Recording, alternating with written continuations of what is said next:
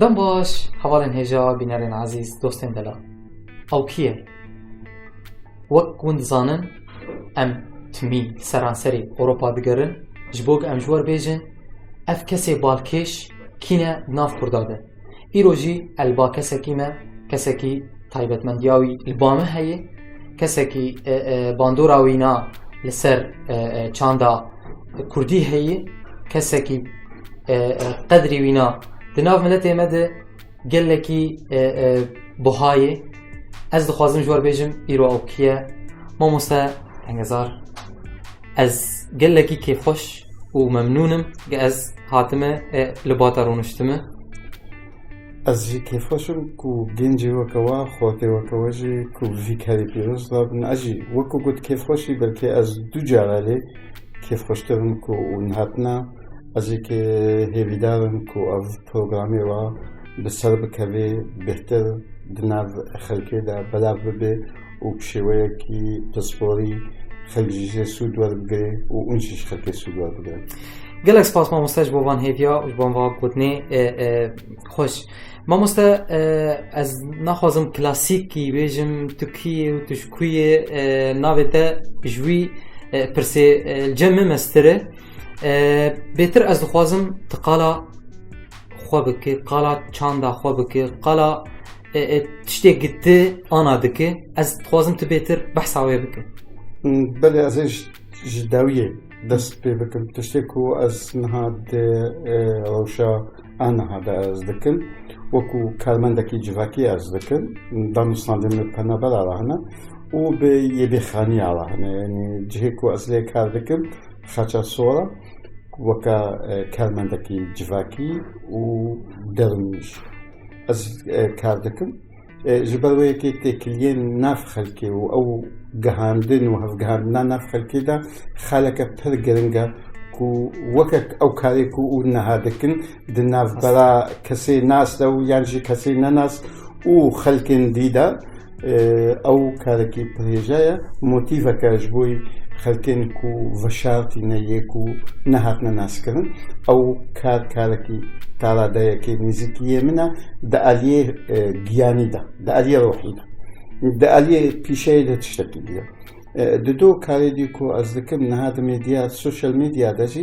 ew şêweyên televîzyona sosyal medya ava bûye. Du programê min niha hene du cihê cuda de Netew TV. Ez hewl didim çand û edebiyat jî dibêjin belkî ez navê wê bigerim. Yadî jî min xelek li ser edebiyata Kurdî ya ku nehatiye destnîşankirin ku tarîxa edebiyata Kurdî ji Kurdê dest pê dike. Wê jevanê me ya dîrokzanê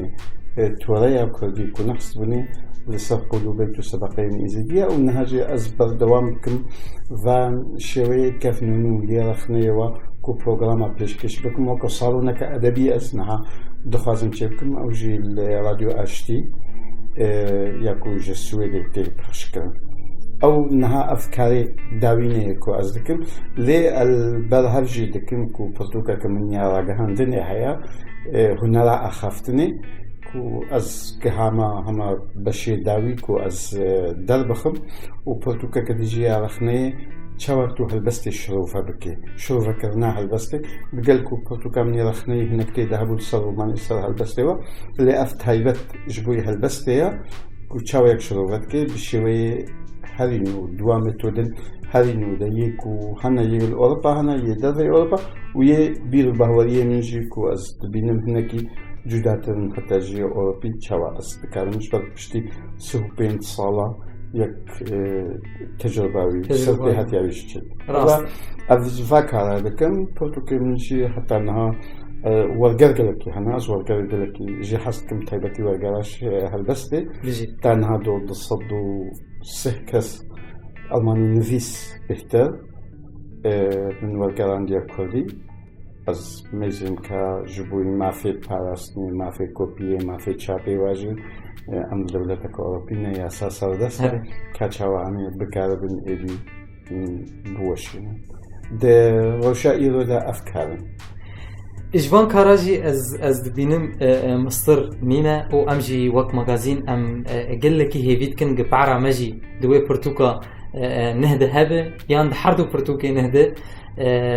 جي ام يك جوان كسابن وقت بي انسكلوسيف يعني جي حصري جي يك جوان برتوكا بامزاته بتوقيعاته بقي مغازين بشرفك مظن جماره راستي تقالا سوشيال ميديا كر وإيرو أزهاتمه اشتر بحثا سوشيال ميديا بكم ديك جوان كساية أمي بي تهنكش حقيقة سر سوشيال ميديا ورقرت و كسن باش اللي تتماشى دكن و باندورا تجي لسر قلة كساهي يك جوانا أز ما مستا تبنرينا ما مستا تنجزار تشلو سوشيال ميديا كردي دي بيني نها وكو هر تشتي هر کارکی کو یک بکی استه تگشتنا مرو یکو وی کاری دکی ددی خویا کن کارکی باشه یا کارکی نباشه استه وی نواته یا کو تبدد وی اکادمی بین یا نه اکادمی بین ما بس نعوا ما بس اویا تو تا چرا دکاری دگل وی المنتی وی رجزی کار بکی چه فی سوده وی هنا چه تشتی وی هنا و یل باته چه خالن بهز هنا و چه خالین قلس هنه کود کاربی خوبیش بده. اگر تا دانی لبرچوان ده هر شیوه میدیا ده بی تایبتی سوشل میدیا ده تو کاری گلکی پیش بده. سوشل میدیا یک جواک هره کود وی تخو اکتیو بکی پیشی. آره. یعنی اگر کود تخو اکتیو نکی سوشل میدیا بخون کاری تا اکتیو بکی. آره. اول دل کی گرنگه یک. یاد دوا سوشل میدیا وقتا کو تو دست بید که او پروگرامی تکنیکی کو تو برسان بی تیزو کار بکره. لی اگر کو تنزن به یه تکنیکی به اریکاریا خلکی تو دکاری لی تو دکاری زنبونه خود ویواریتا. از ببیجم سوشل میدیا یک جوان کارایا کو تو بابته ویت بزنده کردن دویژن رنگی اخفتنی چاویا شوی اخفتنی چاویا شوی پرزنتیشن چاویا یعنی خود پیشخستنی چاویا خود جهکرنی چاویا پوزیسیونا خود دویت بزنده به شوی اخفتنی دویت بزنده به تو چاوا خوب بگینی تو چاوا بخلقینی یعنی بآفرینی بابته کی کو بو خلکی انترسانت به لی نزیکی آلمانجا واجی به و آلمانجا تو یاوا بگی هف باشه نگی هفجی تخمنینا لیت بزن به. اما دهلی کو یک سوشل میدیا دا بکار. یا خالدی یا کو گلکی گرنگ یا کو سر از تم لسر صورن و دست نشان دکن کو خلق بخوا چاوا دکاری سوشل میدیا سوده جواد کری و خوشی اکتیو که دندر به سوده دا. یعنی اف راستی پرسامنی درزه دیه از دبیم چه تشریه دبر ملت حتانی که سوشل میدیا بهز سوشل میدیا انترسان سوشل میدیا ممیز امجی چکن جبر گوتی رو بینه عرب و ترک و فرس و اوروبی سوشل میدیا واقعی است گلکی بلن مخابن اما او تشتهان هین جمع بلکی الباشور و الباکور بلکی گاون باش آویتنه لی مخابن الروش آواهین تشتکی ولو فرمی نبودی. از دخوازم ما مستنگزار بیجه چره هنه اوریه گه ت سوشل میدیا خواه پیشخه شویه کی پروفیسیونال. یک جدی تو بزن به پروگرامین کو گلک خلق دکارن بشدار ببین جبر ما بس گلک خلق بشدار ببین چنا یا زوم یعنی هر پروگرامی کی بلکه اینها زیاد تجربه کرده پلیسی دارد کردن و هر او یک بکاربه و با خبینی جبوی بکاربه پیشید علی تکنیکی داشت بعد سوشل میدیا گلکی گریدانه به تکنیکه هست. اول خالق گلکی تو کاربینی تو خفیه بکه. و کورسی اگر هبن یعنی خوندن یعنی خالقی کا گوگل هر چیزی داره. یک کاری خفیه یک کاری به نفتح تورش دقوق راسته یاد دوا تو بکار به وقت تیمه کی وقتا کوت آواب کی کلکتیوا کار کی کلکتیوا مادام سوشل میدیا یعنی سوشل کلچر یعنی دوی روشنبیری کتی جواکی یک کلکتیو به هوا هده گروپک به هوا کو هفدو فیلم بکن و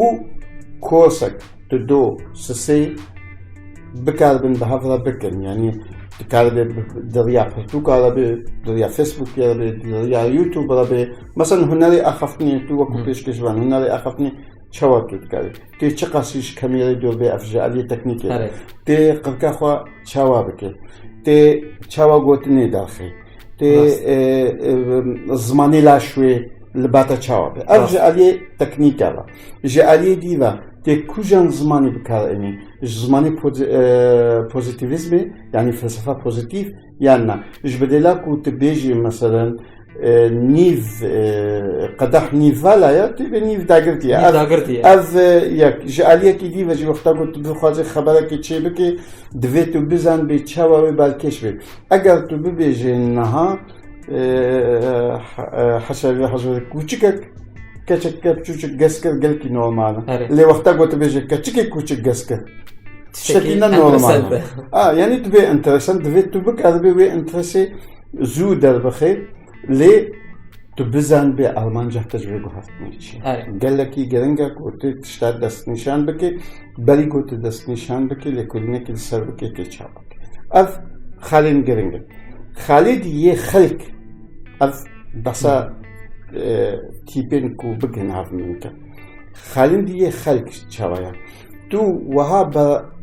برنامج خو از نبجم حمي دوی تکنیک و هنر او تدهبه لید وی جوانی تدهبه جمالی راست استتیک تدهبه راست او استتیک هم یا چاف و هم یا گهندنی دوی تدهبه جبوی خلق نیزی کتابه وقتا خلق نیزی کتابه او جی دو آلمانجا که تو خلقی وکو میدیا امریکی تو همی دستهلاتداری دنیا سر خلقی یعنی یا نن وربال کو دبیجه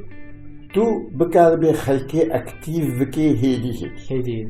اگر دباور یعنی خلق اکتیو ببی و بابتین انترسانت و بهلی خلق بشتار ببی او باشه د عالیه گلکی گرنگ ده تی چاوا حتی کو بشتار بن تی چاوا بهلی کو خلق بخو بهوار بی اگر خلق بخو بهوار نبی کو چاوا بی اب زحمت گباوری دوی تو متوده که پیدا بکی متود هنه یکو یک جی متوده زانبونیه وک میناک متوده زانبونی کو تی زمانی پوزیتیو بکار بینی یا از بحثا بابتا که کم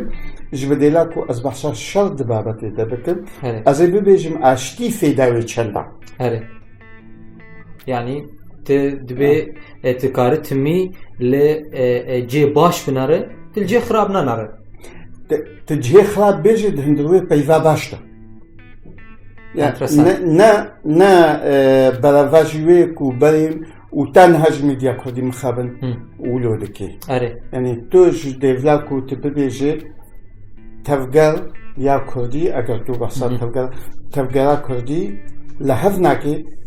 تو تکاری ببیجه تفکر کردی دوی خالی لحظ نکریه یادید گفت گوی دیا بی هیوی وکو دوی تو نوترال جیبه یعنی تو موزیکی تشتانه بید و خالق گلکی گرنگا وقتا کو تشتکی بیجی بهوریا خو نبیشی یعنی تو بهوریا خو لسر خوینر یعنی گهدیر یا بینر فرض نکی او گلکی گرنگا تو جديد لا تبرسوا بدي برسا بتشينا. يعني تدبيجي چاندنا برسا او قيسي مهمة حطاني قلت كاربه وان قهدارا يانجي وان تماشاوانا يانجي وان كسي قد خوازن سر سوشيال ميديا بشيوية كي بروفيسيونال كاربكن چاندنا برسا وجوار خالق قلكي كرام ببين. جبت برس بخويا كي موتيفات كي كا فيتشو قلت. چاوایا از وی بسوی بدم دبی کلی بسوا کدی دوی هایی دا هرمونوتیکاوی یعنی شو وکرناوی جبابتی را آوکرناوی بشیوه کی دیجوی پرسیرا پس ندیل جمعی آواد بن زیدوی پرساتا پس ندی آواد بن برسف الجمعی آواد بن او برسف جد بنا پرس و هر وها پرسی بردوام یکی دگهیلن و یکی دگهیلن کو ببیجی از بردوامیه که دما لراستیه دگرم یعنی گرا لراستیه یا بردوام یا ئەو فینۆمێنۆلۆجیا ظاهراتي یعنی فەلسەفە ظاهراتي و فەلسەفە وجودی و نێزیکێ هەبێ و کارێکی گەلێکی میدیا بخۆ ئەکسیستەنسیالە دەبێ یەک بکاربێ ji هایدگر فێ دەبکە هایدگر دوو تشتێ گەلێکی گرنگ جەم هەنە یەکدەم یەک هەبوون پڕ گرنگن ji ber wê yekê eger ku rasta 1970 de ev pirtûka xwedanî lê ev tu bikaribê demê destnîşan bikî tu bikaribê hebûn bi wateya babet bi wateya tu bi wateya wî bi wateya pirs bi wateya babet bi wateya wergirtina babetê. Mamoste rastî ez ji peyvê te ji sehbeta te ez têr nabim. Pirsa minî dawî yan jî nepirse wek dibe temînî û şîretê tu ji kamîra xwe re têbêje gotina te ji magazîna Kurdî çi ye, temîniya te ji vê magazînê çi ye û hêviyê te ji vê magazînê çi ne. Bêguman em ê ser social medya jî belav bikin bê mamoste Tengezar rûpelî wî na kîjanin rûpelî na em ji werdeynin li ser çi social medya kar kiribe em ê wana wek isbat ji werdeynin dikare mamoste gotina xwe ji bo magazînê bêje. Ez ji bo magazînê pêşî serkeftinê dixwazim kêfa min giltî tê ku hûn kolektiv بهذا كار لكن أف خلينا هذه سلكنا كون تشتغل سر أباد لكن أون برساج سر أباد لكن ياكو أزد بيشم أون كارن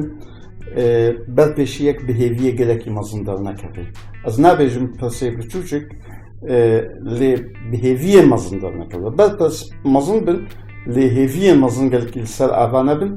لو شو هايا دهندلوي فيلو شديك دكاري شوابكي دو یک براستی لسر آلاف و برهمین کو یک لسر کرده که باش خواه بخواه وکو گروپ دی بکنی تو چه شیوهی دیگه بکن و اگر فرصت هبه درفت هبه هنک اری کار بین و از هیوید کن زنگینه ما دولمنده ما پرن کو اری کاریا گنجنولو بکن جبر وقتا کاری اری کاری تیده هبه هنک جی موتیواسیونا و زیده دبی افگلکی گرنگه ده بهواریام ده اونی کار بین ادی کورساش خورا بکن یعنی اگر هنک بزن بین دوا کار ده کار بکن وکو کورساش وار بکن از بخوا آماده ما ده علیه زمان شیوه زمان ده علیه آواکرنه ده آواکرنا گفتگویه که از کارم کورسا ورکشوپ اجواره چه بکم اگر کو جعلیه مفا از وید بکارم اجبر هم خوندنه و جعلی درونی وجی دوی مسئله تیده یک دکاری اللي هیویدارم کو اون بخوا اون بزن بنون چود خوازن اون بزن بنونش کوده گهنه کوده لی خلق جی بزن به اون خدمتا وی ملاتی دکن وی زمانی دکن وی چنده دکن هیویدارم کو اون و خلق الوجه داردك وبينروا ونبقنها ونخلقها قشت جراتما يا ميديا دعواتك. جالكس فاز بو ماموستا تنجزار جبو وان قوتني زنجين وان قوتني خوش راستي از او جروب اخوة وكو هوالن من يوسف وروني و حمي اكيبي از جالكي سباسيا ماموستا تكم بجارك دنجي تميمت جو او كيه كسكي بالكيشه ماموستا تنجزار وناسكر والقوتني ويحسكر امجي قلكي كيف خوش بون و امسر بلند بون قام ايرو بون ميفاني وينا اف خدمتا آلی کاریا زمان و ورکشوپ و وان هاویاجی ام قلكي ممنونن جي حطاني خلقك دن وبميننت كيف وخوشيه ده مغازينا كردي تمي دلفا سپاسیاواتكم كون هات قلك سپاس ماموستا تصاور